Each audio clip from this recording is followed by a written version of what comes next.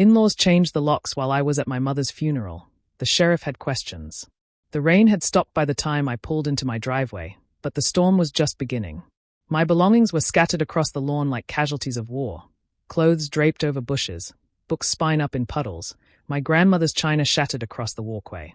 The cherry on top was my wedding album, pages fanned open in the mud, the happy couple slowly dissolving in the Georgia clay.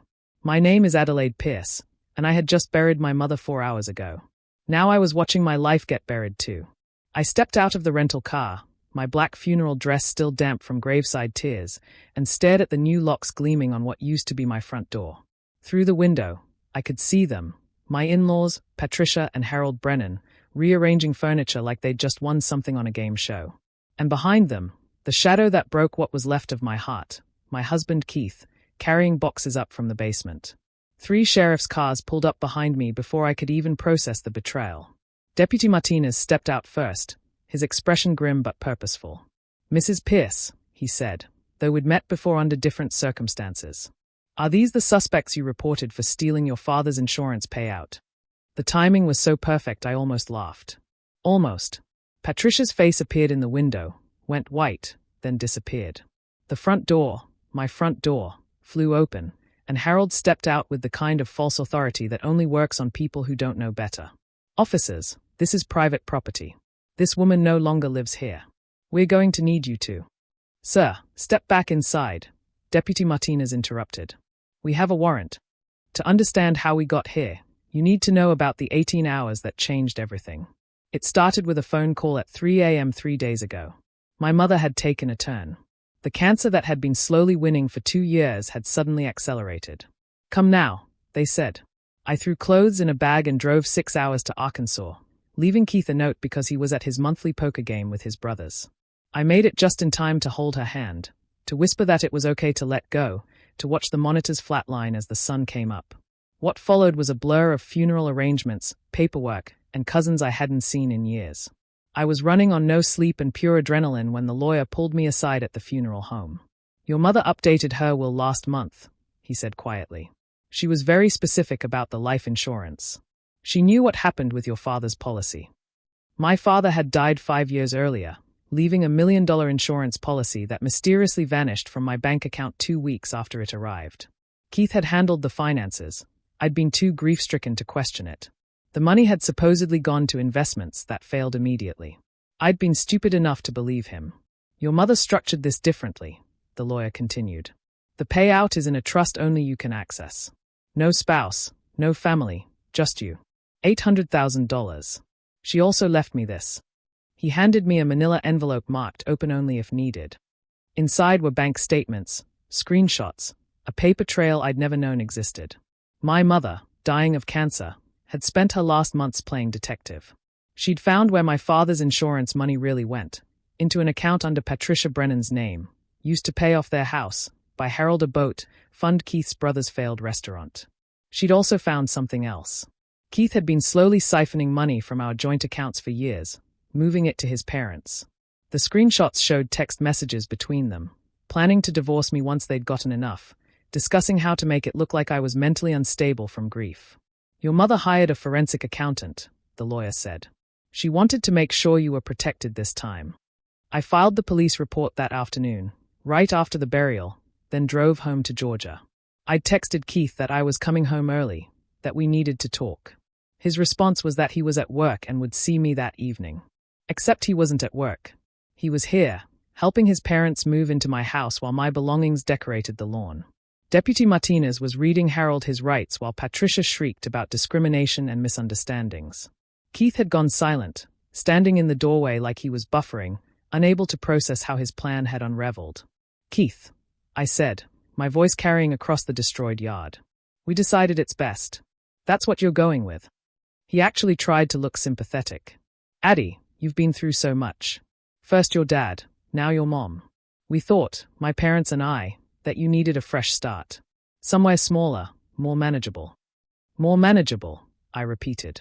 "Like the studio apartment over Patricia's garage." His face went red. They'd already told me their plan without meaning to. Deputy Martinez approached with an evidence bag. "Mrs. Pierce, we'll need you to identify some items we found in the house." Inside the bag was my grandmother's jewelry, pieces I thought had been stolen in a break-in last year. Another convenient tragedy that Keith had comforted me through. Those were reported stolen 14 months ago, I said clearly. I filed a claim with insurance. Patricia's shrieks got louder. This is entrapment. She planted those. These were found in your suitcase, another deputy said. The one with your initials. The best part, though best feels wrong when your world is imploding, was when they found the paperwork Harold had been shredding in the basement. Fragments of forged documents, attempts to transfer the deed to my house, powers of attorney with my signature practiced in the margins. You've been planning this for years, I said, looking at Keith.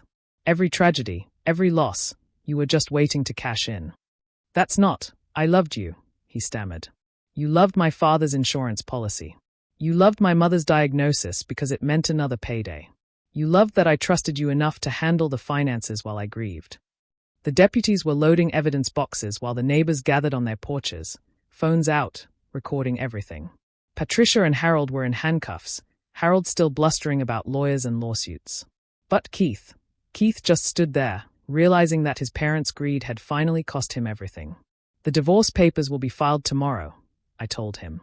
The forensic accountant my mother hired has already frozen the accounts you thought I didn't know about. The house, my house, that my father left to me, will be secured as soon as you're removed. Where am I supposed to go? He actually had the audacity to look wounded. Well, there's a studio apartment over your mother's garage.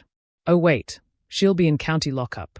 Maybe you should have thought about that before changing the locks while I was at my mother's funeral. Deputy Martinez approached one last time. Mrs. Pierce, we'll need you to come to the station tomorrow to finish the paperwork. And I'm sorry for your loss. Both of them. I watched them drive away, my husband and in-laws in separate squad cars, their perfect plan destroyed by a dying woman's determination to protect her daughter one last time. I spent that night in a hotel, but the next morning I had a locksmith, a cleaning crew, and a security company at the house. Every trace of Keith and his family was professionally removed. The furniture they'd moved was put back. My belongings were cleaned and returned. The wedding album went in the trash. Some things can't be salvaged. The lawyer called while I was supervising the installation of new locks, proper ones this time. Your mother's trust is ready for disbursement, he said. She also left you a letter. I read it sitting in my newly secured home, in the chair my mother used to love when she visited. My dearest Adelaide, it began. If you're reading this, then they showed their true colors before you figured it out yourself. I'm sorry I won't be there to see their faces when they realize I spent my last months ensuring they'd pay for what they did to you. The forensic accountant has everything. The authorities have been notified. All you have to do is come home to find the trap already sprung. Your father would be proud. He always worried Keith wasn't good enough for you. Turns out we were both wrong. Keith wasn't anything at all, just a parasite in a nice suit. Use the money to build something new. Travel. Fall in love with someone who doesn't inventory your worth while you sleep. Live the life they tried to steal from you. All my love. Mum. P.S. I had your grandmother's china replicas made last year. The Real set is in a safety deposit box at First National. Box 447. They destroyed nothing that actually mattered. I laughed for the first time in days. Even from beyond, she was still protecting me, still outmaneuvering the people who underestimated us both. The trial was swift. The evidence was overwhelming. Fraud, theft, conspiracy, insurance fraud. Patricia got 3 years. Harold got 18 months. Keith got probation and a divorce that left him with nothing but his childhood bedroom at his brother's house. I sold the house. Too many memories, both good turned sour and bad turned worse. I used part of the money to buy a cottage by the lake where my parents used to take me as a child. The rest went into a foundation for women starting over after financial abuse. My mother would have liked that, turning pain into purpose. Keith tried to contact me once, 6 months later. A long email about forgiveness and second chances and how grief had made us all act crazy. I didn't reply, but I did forward it to his probation officer, since contacting me violated his plea agreement. The cottage is peaceful. I'm learning to garden, something my mother always wanted to teach me but I never had time for. Sometimes I find myself talking to her while I work the soil, telling her about the women the foundation has helped, about the therapy that's teaching me to trust again, about the book I'm writing. You were right. I tell her on quiet mornings when the mist rises off the lake. They destroyed nothing that actually mattered. Because what mattered was this: a mother's love that extended beyond death. A daughter's strength found in the ruins of betrayal. And the truth that sometimes, the best revenge is simply surviving what was meant to destroy you, then thriving in spite of it all. The sheriff's department framed the thank you letter I sent them. Deputy Martinez told me it hangs in their break room, a reminder that sometimes they get to deliver justice in real time. He also told me Patricia screams about conspiracy every time anyone mentions my name. I hope she never stops. I hope every time she remembers that she changed the locks while I was at my mother's funeral, she also remembers the sound of handcuffs clicking around her wrists. Some people earn their endings, and theirs was written the moment they decided grief made me weak instead of wise. The cottage has new locks now. But more importantly, it has peace, something they could never steal, no matter how hard they tried.